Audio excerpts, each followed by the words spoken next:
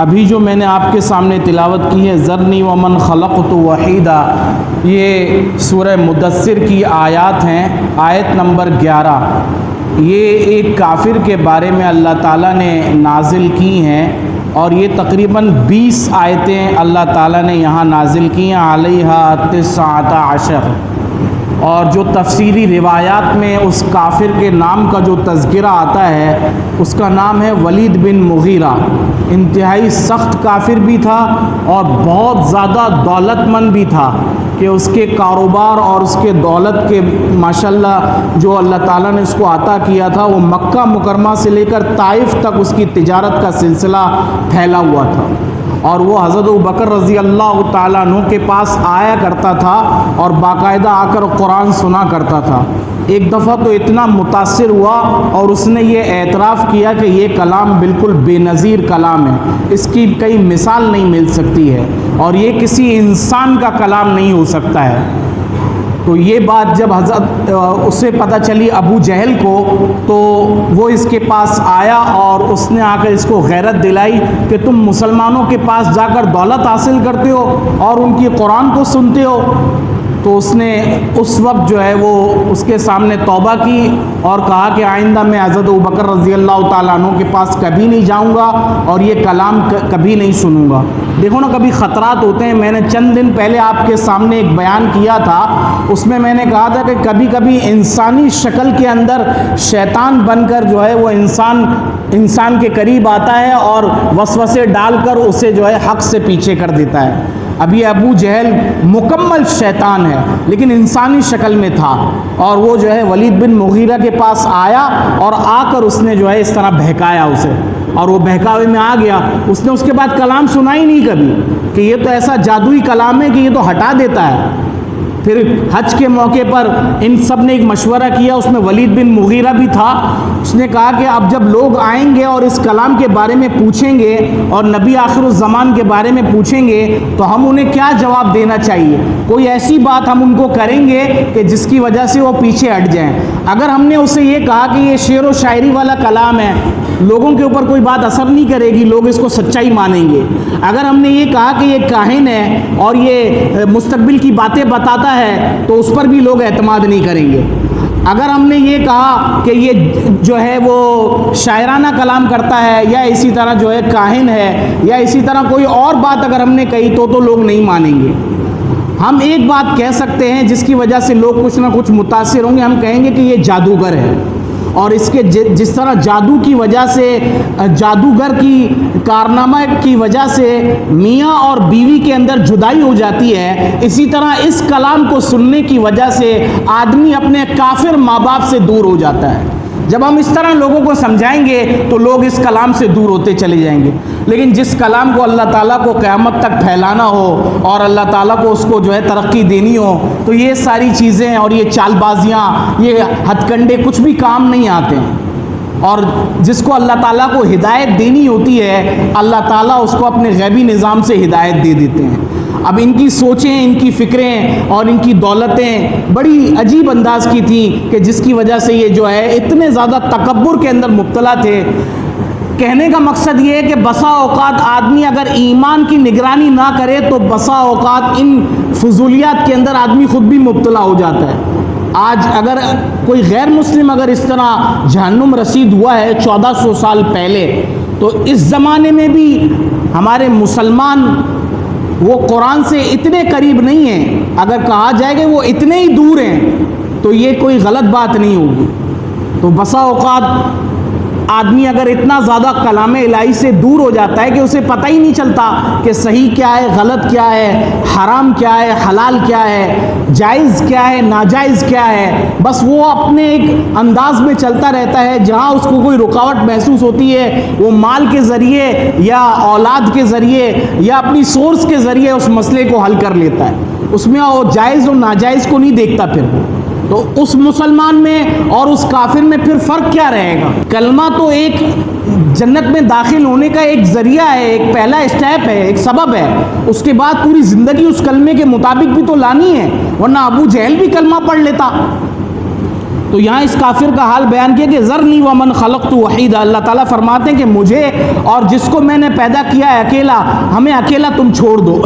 وجعلت له مالا ممدودا، ہم نے اسے جو مال دیا ہے بہت زیادہ پھیلاؤ والا مال دیا ہے کہ اس کا مال مکہ مکرمہ سے لے کر وہ طائف تک اس کی تجارتوں کے سلسلے ہیں، اس کا پورا تذکرہ آئے گا۔ وہ بنین شہودا، ایسی اولادیں اور ایسی جوان اولادیں ہم نے اس کو عطا کی ہیں جو بالکل اس کے سامنے ہر وقت رہتی ہیں۔ وہ مہدت له تمہیدا، اور ہم نے اس کے لیے راستوں کو ہموار کر دیا ہے بالکل۔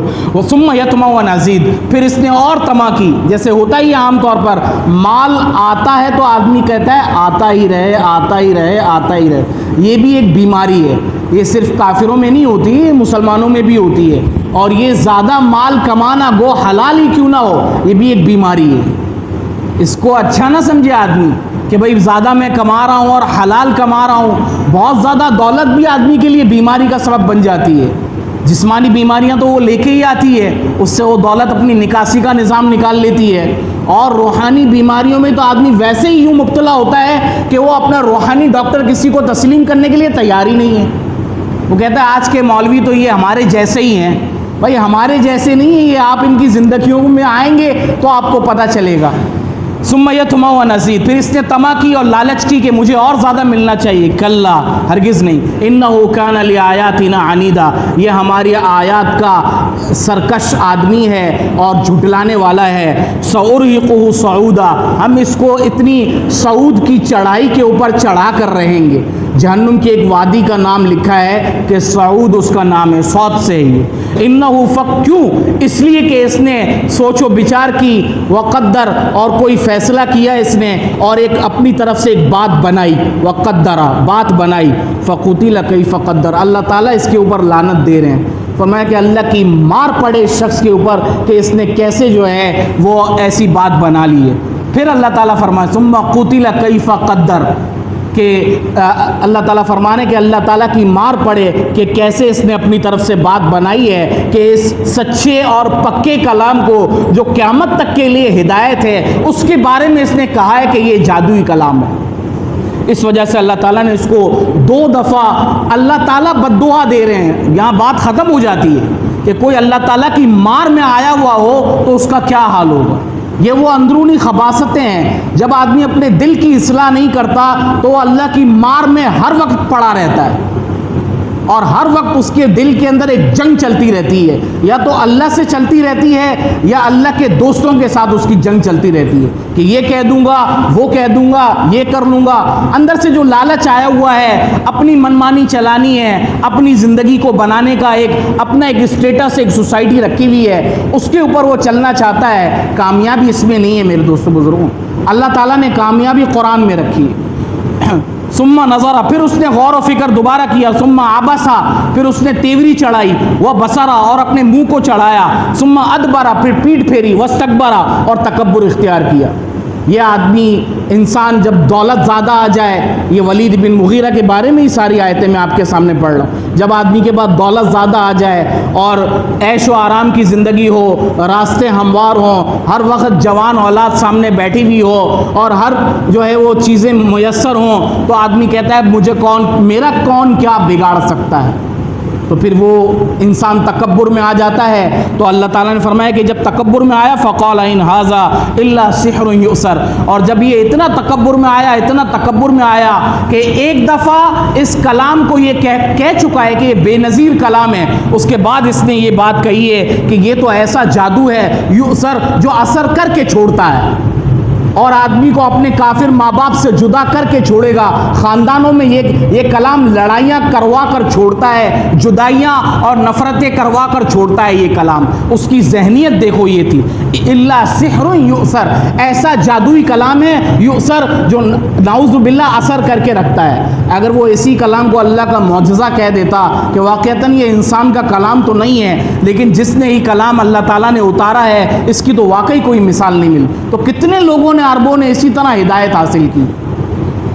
ان ھذا الا قول البشر، پھر اس نے جب یہ پہلے بات کی تھی کہ یہ کسی انسان کا کلام نہیں ہے، تو اپنے قبیلے کو یقین دلانے کے لیے اس نے دونوں باتیں یہ کہی کہ ایک تو یہ جادوئی کلام ہے، دوسرا یہ انسان کا ہی کلام ہے، کسی اللہ کا یا کسی ایسی ذات کا نہیں ہے جو ہماری عقلوں میں نہیں آ سکتی۔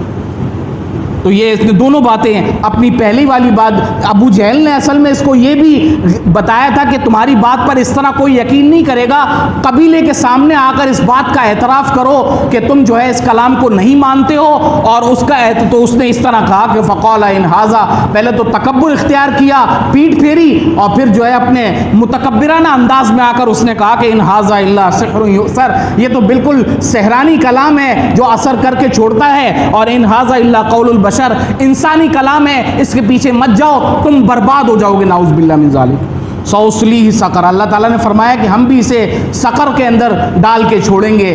وما ادراک ما سقر، اور تمہیں کیا پتا کہ وہ سقر کیا ہے؟ یہ بھی جہنم کی ایک وادی کا نام ہے۔ جہنم کے مختلف طبقات اللہ تعالیٰ نے رکھے ہیں، کسی کا نام جہیم ہے، کسی کا نام سعیر ہے، کسی کا نام حطمہ ہے، کسی کا نام سقر ہے، اور کسی کا نام جہنم ہے۔ تو یہ 7 نام اللہ تعالیٰ نے اس کے رکھے ہیں، اس میں سے ایک نام سقر ہے۔ لا تبقی ولا تذر، وہ نہ کسی کو باقی رکھے گا اور نہ ہی کسی کو چھوڑے گا وہ جہنم۔ لواحۃ للبشر، ہم نے اس پر جو ہے وہ نہ کسی کو باقی رکھے گا اور نہ ہی چھوڑے گا، اور وہ کھالوں کو جھلسا دینے والی ہے، یعنی جو انسان کی جو کھالیں ہیں یہ انتہائی زیادہ موٹی اور بہت زیادہ پہاڑوں کی طرح اس وقت بڑی ہوں گی تاکہ جہنم کی آگ کو جھیل سکیں، لیکن جہنم اتنی زیادہ سخت ہوگی، تو فرمایا کہ یہ لواحۃ للبشر، کہ یہ انسانی چمڑے کو بالکل جھلسا کے رکھ دینے والی ہوگی۔ علیہا 19، اس پر ہم نے 19 فرشتے مقرر کیے ہیں، کوئی وہاں سے باہر نہیں آ سکتا۔